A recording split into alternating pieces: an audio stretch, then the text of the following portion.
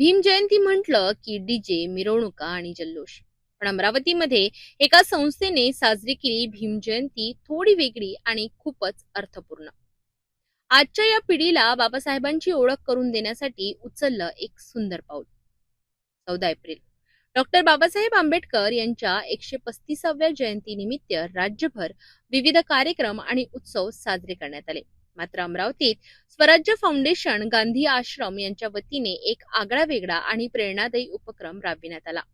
आजच्या पिढीला बाबासाहेबांच्या कार्याची सखोल माहिती नाही, ही बाब लक्षात घेऊन संस्थेने त्यांच्या छायाचित्रांची विशेष प्रदर्शनी आयोजित केली.